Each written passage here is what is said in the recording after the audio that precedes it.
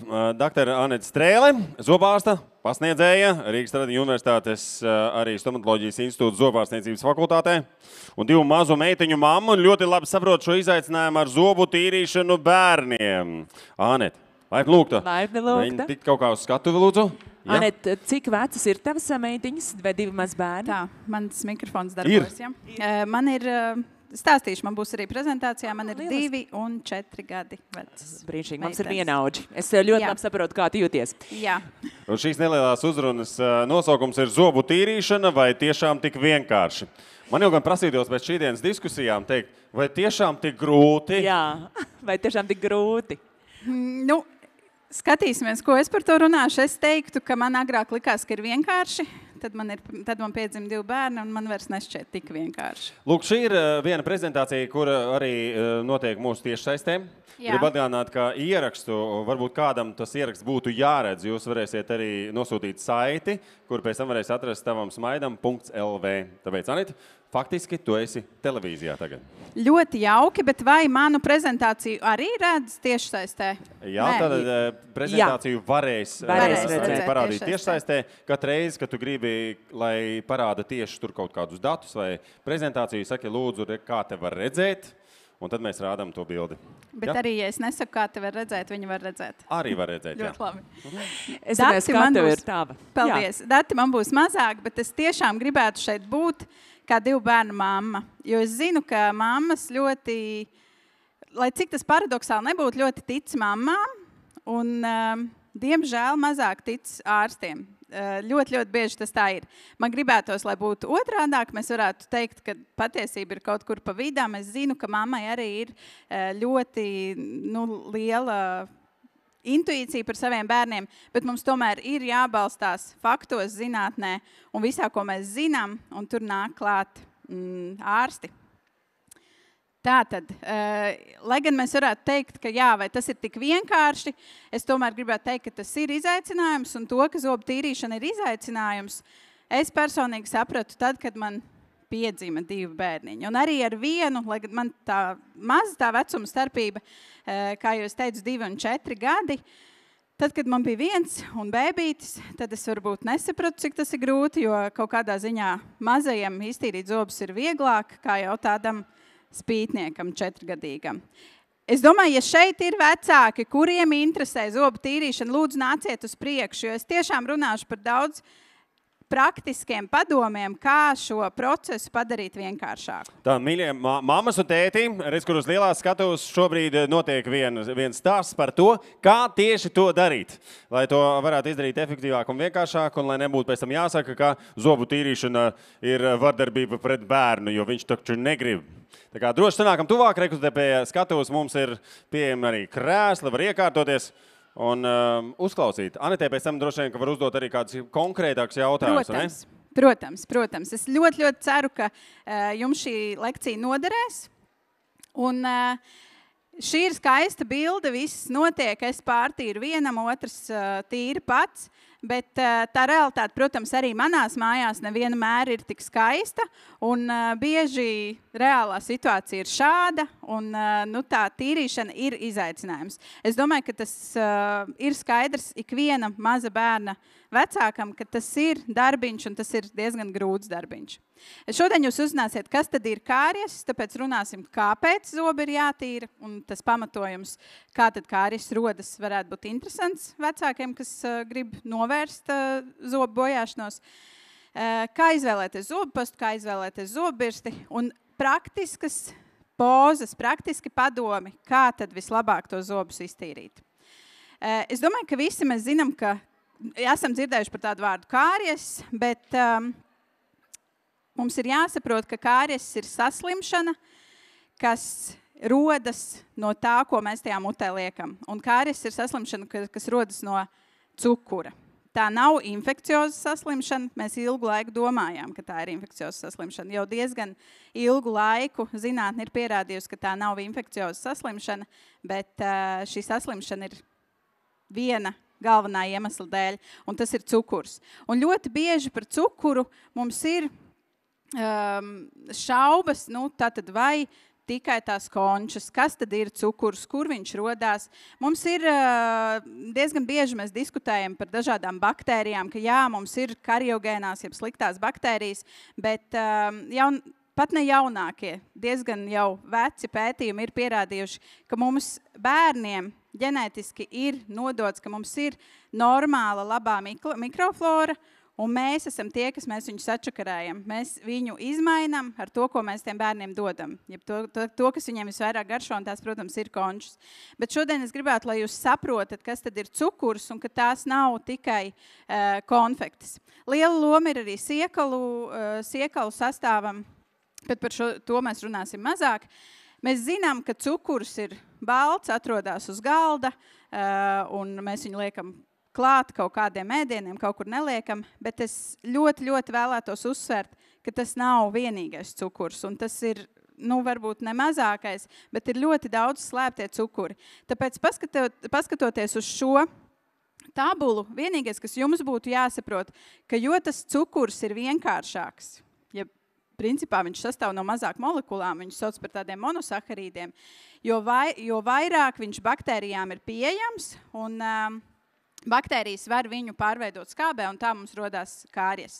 Tātad tie, kas mums būtu šajā tabulā polisaharīdi, jeb cieta šķiedrvielas glikogēns, tas mums nedos īsti tādu kāries aktivitāti. Tātad baktērijas viņus nevarēs pārveidot tā, ka mums rodās kāries. Kāpēc es to stāstu? Tāpēc, ka ļoti bieži jautājums ir tieši par augļiem. Ja mēs vēlreiz skatāmies, es attīšu atpakaļ, ja mēs domājam par augļiem, tad jā, augļos ir šis vienkāršais cukurs, jeb fruktoze, bet augļos šī fruktoze ir kopā ar šķiedrvielām. Un šķiedrvielas ir tās, kas palīdz tam cukuram uzreiz nenonākt tajā mutes dobumā. Ja es jautāju, kas tad ir cukurs, kā tas, ko mēs pazīstam un liekam uz galda, un paskatāmies šajā tabulā, tad cukurs ir disaharīds. Viņš sastāv no 2 molekulām – fruktozes un glikozes. Un lai cik ļoti gribētos domāt, ka tas augļu cukurs, jeb fruktoze ir labs, tajā brīdī, kurā viņš ir viens pats, tikai tā molekula, respektīvi, kurā mēs izspiežam sulu, sablenderējam, un tas cukurs no tās šūnas nokļūst ārā, tas ir sliktais cukurs. Mēs varam ēst, un mums vajag, un bērniem vajag ēst daudz augļus, tajos ir vitamīns, šķiedrvielas, un tas ir vajadzīgs, bet mums nevajag spiest sulas, un ēdienu īstenībā nevajag blenderēt. Tas būtu ļoti, ļoti palīdzējuši bērnu zobiem. Es saprotu, ka lielākai daļai vecāku tā ir mazākā problēma, un es zinu, ka arī manējiem ļoti garšo tās končas, un viņas gribās, bet arī sulas un smūtī, kas ir šķidrā vidē, to kāries radīs ātrāk pat. Arī biezenīši, lai cik ļoti liktos, ka bērnam ir jāsāk piebarojums ar biezenīšiem, tas tā nebūtu nav. Es esmu pārliecināts bērnu vadītās ēšanas piekritējs, un mēs varam bērnu sākt piebarot arī ar jau gabaliņos ēdieniem. Un šie biezenīši, piemēram, ja mēs sablenderējam burkānu, tad tie cukuri, kas normāli būtu kopā ar šķiedrvielām, un kas ir polisaharīdos, mums viņi ir brīvi pieejami, ir tāds termins brīvie cukuri, un tie būs tie, kas kāriesu radīs. Šodien es runāšu par galvenajiem pamatakmeņiem, kas tad mums ir vajadzīgi, lai iztīrītu zobus. Šie, par ko es runāšu, šie ir ņemti no World Dental Federation tādām vadlīnijām, un tāpēc runāsim galvenais par zobu pastu, kurai ir jābūt koncentrācijā no 1000 līdz 1500 ppm fluorīds. Par to es šodien daudz runāšu. Ja jums rodas jebkādi jautājumi par fluorīdu, pēc tam nāciet un jautājiet. Ir ļoti, ļoti svarīgi ievērot konkrētu daudzumu, ko mēs uz zobu birstītes liekam. Līdz 2 gadiem tas ir rīsa graudiņš, 2 līdz 6 gadi zirņa lielums, un pēc 6 gadiem jau mēs varam likt zobu pastu pa visu galviņu. Tā mēs piegādāsim vairāk fluorīdu zobiem. Tīrīšana tātad 2 reizes dienā vismaz 2 minūtes. Ļoti, ļoti svarīgs faktors, svarīga rekomendācija kāries profilaksē ir izspļaut un neskalot ar ūdeni. Kurš par šo ir dzirdējis kādreiz? Kurš vēl? izspļaut un neskalot ar ūdeni. Šis, es atceros, pirms pāris gadiem Lauris Reiniks bija Twitterī ielicis, ka wow, vai jūs zinājāt, man zobārsts tikko teica, ka vajag izspļaut, bet neskalot ar ūdeni. Kā tas vispār iespējams, kas tik ilgi nodzīvojis kaut ko tādu nezinot? Zobārstiem par to ir jārunā, higienistiem vēl vairāk. Tas ir ļoti, ļoti būtiski, jo šādā veidā mēs fluorīdu, kas ir viss aktīvākais, kas mums var to remineralizāciju nodrošināt, tas ir tas, kā mēs viņu dabūnam uz tiem zobiem. Ja mēs visu izskalojam, tad principā vienalga, ar ko mēs tīram. Tādā veidā, izspļaujot un neskalojot, mēs arī pieaugušie cilvēki, ja jums rūp savu zobu veselību, izspļaujat un neskalojat ar ūdeni vai skalojat ar ļoti, ļoti mazu ūdens daudzumu, lai fluorīds uz zobiem paliktu. Sevišķi ļoti būtiski tas ir vakarā, kad samazinās siekolu daudzums, siekals tās, kas mums zobus aizsargā. Un pa nakti mums ir nepieciešama šī papildus aizsardzība no fluorīda. Pārtīrīšana. Uzraudzītā tīrīšana līdz 8 gadu vecumam. Es zinu, ka mums bieži liekas, jā, mans bērns jau ir tik liels, viņš jau var visu kaut ko pats. Iztīrīt zobus viņi nevar kārtīgi, un tas pierādās atkal un atkal, lai cik ļoti patstāvīgs mums tas bērns liktos, mums ir tīrīšanā viņam jāpalīdz, un diezgan ilgi. Šeit ir tāds liekas melns, nesmags bojājums, bet tas īstenībā ir apstājies kāries. Un šodien, kad es runāju par zobu tīrīšanu, es gribu, lai jūs saprotat, ka zobu tīrīšana nav tikai kāriesa profilaksē, bet arī kāriesa ārstēšanā. Mēs varam mazus bojājumus, kuros jau nav tā kā kāds caurums, mēs varam viņus apstādināt, un mēs varam viņus nekad nelabot, un mums ir nepieciešama tiešām tikai vienīgi zobu tīrīšana. Lai cik tas paradoksāli neizklausītos, man studiju laikā bija grūti saprast, kā tas tā var būt rakstīts, ka zobu tīrīšana ar fluorīdu saturošu zobupastu ir augstākais, tā kā labākais, ko mēs kāriesam varam izdarīt. Un man kā studentam toreiz likās, mums taču ir visādas lakas, mums ir gēli, mums ir tur plombes, viss kaut kas. Kā tas var būt, ka zobu tīrīšanai ir visaugstākais pierādījuma līmenis, vislabākais, kas mums kāries profilaksē var būt? Tas ir tāpēc, ka mums tas ir jādara regulāri. Mēs kā zobārsti nevaram ielīst jūsu vannas istabā katru dienu, kur nu vēl 2 reizes dienā. Jūs kā bērnu vecāki 2 reizes dienā šādi ietekmējot bērnu mutes veselību, jūs varat panākt vislielāko efektu. Jūs varat panākt daudz vairāk, kā var panākt higienists vai zobārsts. Ar kādu zobupastu sākt? Tātad ar fluorīdu. Tas būtu pats galvenais. Visiem, jebkādam vecumam, jau no pirmā zoba ir nepieciešami vismaz 1000 ppm. Tātad šis fluorīds zobupastā. Tātad Latvijas fluorīdu vadlīnijās un arī pasaulē daudz, kur ir rakstīts, ka mazākajiem bērniem tas ir 1000, 2 līdz 6 gadi, 1000 līdz 1500, un pieaugušākiem cilvēkiem tuvojamies tam 1500. Bet mēs ar studentiem, es pasniedzu profilaksi zobu higienistiem, un mēs ļoti, ļoti cītīgi rēķinājām gan saindēšanās devas, fluorozes devas un visu pārējo. Mēs nonācām ļoti skaidri pie secinājuma, ka arī maziem bērniem mēs varam lietot jau tā kā lielāk tās fluorīdu saturu zobupastas, ja mēs ievērojam šos daudzumus rīsa graudiņu. Kāpēc vēlams neitrāla garša? Tāpēc, ka bērni ļoti pierod pie tās saldās garšas. Un mums nav vajadzīgs īsti tā kā atšķaidīt to zobupastu. Pirmkārt, mums nav vajadzīgs, lai bērns to zobupastu gribētu norīt. Ir ļoti labi, ja mēs to zobupastu liekam, bērns zobupastu izspļauj, un lokāli uz zobiem tas fluorīds paliek. Mums nav vajadzīgs, lai bērns gribētu zobupastu apēst. Tāpēc es tiešām iesaku sākt ar neitrālu garšu un pastu rīsa graudu lielumā, jau no pirmā zoba. Tas fluorīda daudzums, kas ir tajā rīsa graudiņā, mazajam bebītim, ir drošs, pārbaudīts, un tāpēc mēs viņu rekomendējam, un tas ir labākais, ko mēs varam dot, un tas ir tas daudzums, ko viņš arī drīkst norīt. Es ļoti labi, kā 2 bērnu mamma, zinu, ka 6 mēnešu vecs bērniņš jums nemācēs neko izspļaut. Tas nav domāts, ka jums ir jau tajā vecumā jāizspļauj. Tad, kad viņš iemācās izspļaut, viņš iemācās, bet tie daudzumi ir pārbaudīti un rekomendēti, un viņi ir droši attiecīgajā vecumā. Kad mans pirmais bērniņš bija tik vecs kā tajā bildē, apmēram gadiņš, Man ļoti daudz manas draudzenes, kas ir kļuvušas par mammām, sāka prasīt, ar ko sāk tīrīt, tā kā visus iespējamos jautājumus. Un tad es Facebookā uzrakstīju tādu skaistu apkopojumu, tiešām piestrādāju, lai būtu viss, ko es gribētu jaunajām mammām izstāstīt. Man šodien nav pat tik daudz laika, tāpēc es iesaku to rakstu atvērt. Viņš vēl joprojām dzīvo savu dzīvi un ik pa laikam kāds kaut ko tur iekomentē.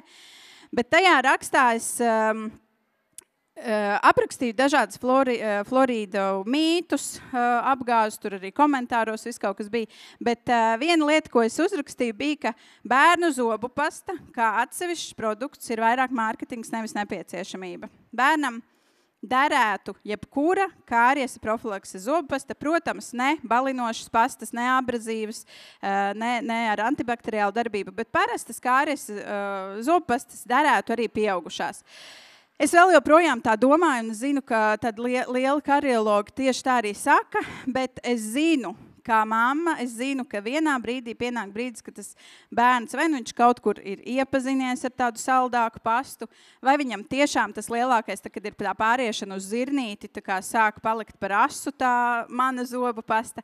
Un vienā brīdī es tomēr pārgāju arī saviem, ja es sākumā visai ģimenei, visiem mazajiem tīrīju ar savu tajā laikā Elmeks, tad vienā brīdī es tomēr uz to bērnu pastu pārgāju. Un šīs ir divas manas absolūti mīļākās mazo bērnu pastas, kurām ir neitrāla forša garša, mazliet saldena, bet viņa nav ļoti, ļoti salda. Mēs varam tirgū nopirkt arī zobpastas, kas ir tik saldas, ka man liekas, tā kā, ja viņš kaut ko tādu apēd, tad nākamais līmenis ir cukurvate. Šīs ir ar 1000 ppm. Ja mēs skatāmies jau kaut ko lielāku, un ja kāries aktivitāte jau ir, ja jums jau ir diagnosticēts, ka jums caurumi bērnam zobos ir, es tiešām iesaku jau ņemt kaut ko lielāku, un tie ir tātad ar vismaz 1400 to florīdu. Tā koncentrācija ir ļoti, ļoti liela nozīme, jo tas būs tas, kas naktī uz zobiem paliks. Īpaši es gribētu pieminēt zendiumu. Viņiem ir, viņi darbojās ne tikai viņiem nav tikai florīds, bet ir arī enzimātiska aktivitāte tieši pret baktērijām, lai mēs nodrošinātu to labo mikrofloru. Bet principā, jebkura zobu pasta, jebkura florīdu saturoša zobu pasta būs labāka par bezflorīdu saturošu. Tātad mums ir jāskatās, kur jūs to varat atrast. Jūs varat pagriezt savu zobpastu otrādāk un pameklēt. Tur ir mazi burtiņi, kas saka ppm, tātad parts per million, kas no ķīmijas varbūt vidusskolas atcerās dažādām vielām. Mēs šādi varam izmērīt koncentrāciju. Tātad ppm florīds. Ja jūs gribat būt vēl gudrāki, jūs varat pastīties, kāds savienojums tas ir. Ir tādi aminoflorīdi, nātrija florīdi, mazliet mazāka tā remineralizācijas efektivitāte ir pierādīta tādam nātrija monofloru fosfātam, tāpēc tās zobpastas šajā neesmu iekļāvusi. Bet lūdzu, pārbaudat mājās arī pieaugušie. Pieaugušiem kāries nav atcelts. Tas tā nav tikai bērnu saslimšana. Pārbaudat, cik jūsu zobpastā ir florīds. Un ja jums interesē palasīt par florīdu mītēm, tad atrodat to rakstu manā Facebookā Anete Strēle. Nākamais.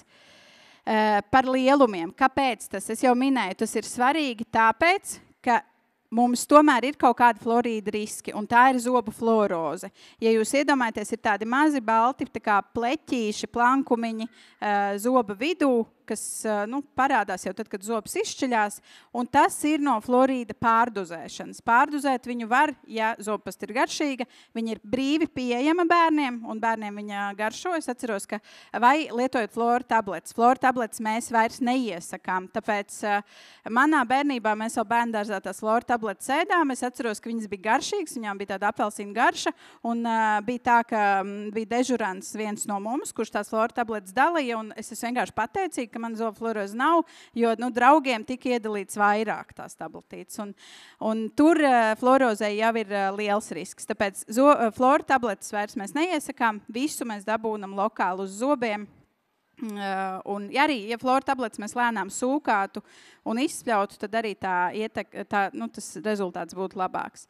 0 līdz 2 gadi rīsa grauds, 2 līdz 6 gadi zīriņai lielums, 6 gadi tuvojamies tam 1500 un spiežam pa visu zobubirstes galviņu. Kādam var likties, agrāk rekomendācijas bija pusgalviņa, tagad viņas ir mainījušās uz visu zobubirstes galviņu, jo tādā veidā mēs vairāk fluorīdu tajā mutē atstājam. Un arī pieaugušie, mums vairs nav fluorozes risks, viņš ir tikai līdz 6 gadiem, jo tad zobi mineralizējās vēl kaulā. Tā kā tas ir pieaugušiem. Kā tīrīt pašam bērnam? Bērniem mēs stāstam par to, ka ir jāiztīra visas virsmas, kožamās, ārējās, iekšējās, bet pārtīrīšanai, un bērns nevar pats iztīrīt, pārtīrīšanai mums ir ļoti svarīgs šis 45 grādu leņķis. Vai šeit kāds pie zobārsta vai higienista ir dzirdējis, kas tad ir tas 45 grādu leņķis? Kur mums kāds ir? Man bērnam īsti nepatīk tā kā runāt par to 45 grādu leņķi, jo man liekas kādu matemātikas tad kabinetā ieviešu, bet svarīgākais ir saprast, ka mums zobu birste ir jāvērš pret smaganu.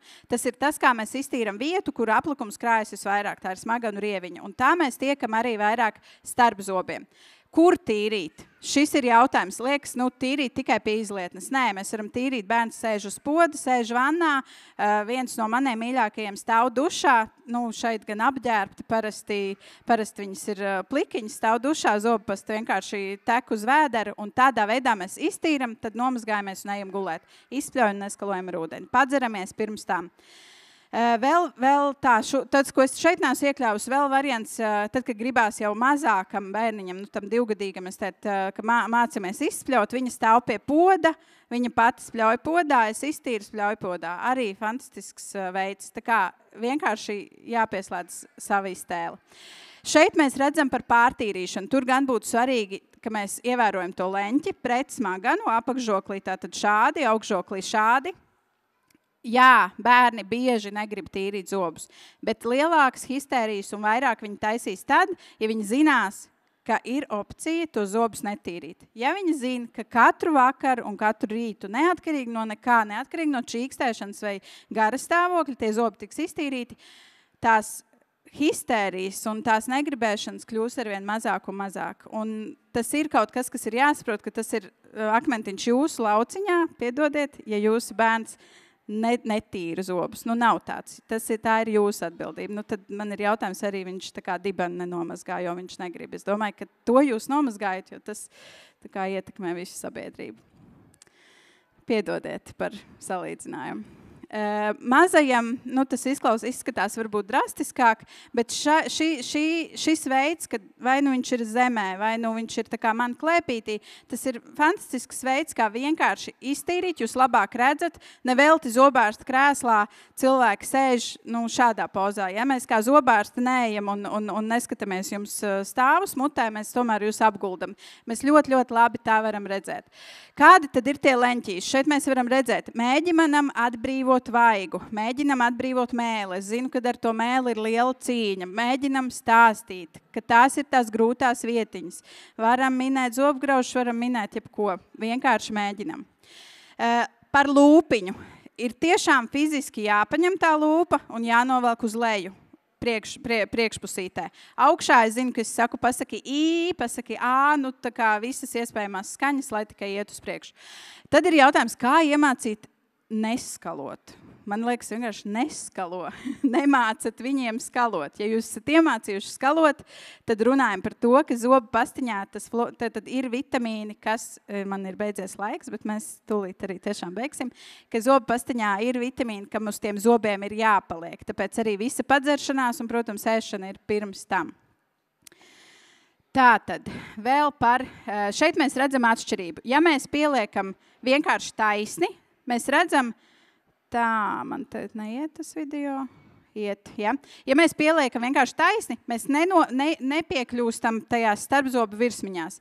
Ja mēs pieliekam slīpi, tā zobu birstīte iekļūst arī starp zobiem. Kāpēc? Jā, un šeit mēs redzam tātad slīpi, zobu birstas sariņi iekļūst arī starp zobiem. Tā ir tā galvenā atšķirība.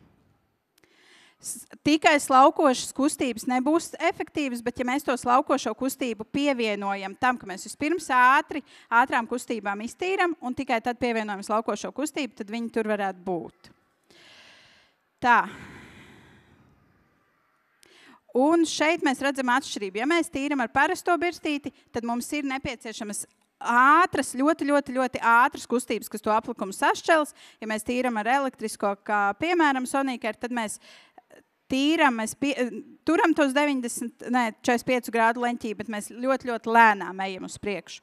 Un šeit būs viens piemērs, kā iztīrīt to zobiņu, kas šķiļās bērnam. Tātad mums ir zobs, kas vēl nav zobu rindā. Ja mēs viņam vienkārši ejam pāri, tad mēs to zobu neiztīram. Kā mēs netiekam viņam klāt. Tāpēc mēs pagriežam, ievelkam tā kā vaigu un kārtīgi te otrā pusītē varēs redzēt, ka mēs pavelkam uz bērnam vaigu un tādā veidā mēs tiekam pie tā zobiņa, kurš mums nav tajā sakodienā, kurš vēl ir zem smaganus. Un tādā veidā mēs labi varam piekļūt tiem zobiem, kas tikko šķiļās. Pievēršam uzmanību vecāku, kuriem ir 5-6 gadu veci bērni. Ļoti bieži vecākiem šķiet, ka pirmie izšķiļās, nomainās. Pirmie zobi, nē, tā nav. Nevis nomainās, bet vispirms mums iznāk 6. zobiņš, kas ir pirmais īstais zobs. Ļoti bieži tas tiek palaists garām. Un vecāki atnāk un saka, bet tas taču piena zobs, viņam jākrīt ārā. Nē, viņam nav jākrīt ārā. Tā, labi, šis man jau bija. Šeit es vēl pēdējais. Ja tiešām nekādi nesanāk sarunāt, tad mums ir arī variants dīvāns. Mēs bērniņš guļ uz dīvānu, un es ļoti labi viņam tieku klāt. Un ja nekādi nesanāk, tad šis ir variants, kurš tiešām strādā. Bērnam mēs viņu noguldam, iztīram. Jā, viņš kliedz, jā, kāds teiks, ka tā ir vardarbība. Manuprāt, tā nav vardarbība. Vardarbība ir ielaist vienkārši 11 labojamas bojājumus un labot zobus vispārējā narkozē. Es teiktu, ka tā ir mīlestība, jo tikai ar mīlestību mēs varam dabūt to, ka mēs katru dienu darām kaut ko, kas nav, tas ir vienkārši, mums ir jātīra zobi, bet tas nebūtu nav viegli. Es zinu, ka mēs pierodam, cilvēki saka, ka mēs pierodam pie labām lietām. Man šķiet, mēs ļoti labi pierodam arī pie sliktām lietām. Cilvēki mēdz pierast pie tā, ka viņiem ir netīri zobi. Es teiktu, ka ir jāpierod pie tā, ka mums ir tīri notīrīt zobi un tā sajūta bez aplikuma ir fantastiska. Cilvēki pierod, ka tas aplikums tur ir un viņi nejūt. Cilvēki pierod pie tā, ka zobus labo vispārējā narkozē, kas nav normāli. Cilvēki pierod pie kara Ukrainā. Cilvēki pierod arī pie sliktām lietām, kas nav ok. Un par to zobu labošanu narkozē es zinu, ka tas liekas ok, ka jā, es dzirdēju, man tur bērnu dārza grupiņā arī 4 bērniem ir zobu labot vispārējā narkozē. Tad jau tā tagad lietas notiek. Tas nav ok, tā ir jūsu atbildība. Tāpēc tas, ko es jums novēlu, nepieļaut kaut ko šādu, arī ar ortodontisko ārstēšanu, ja šāds ir rezultāts, tad kāpēc kaut ko tādu iesākt? Vienkārši tas ir.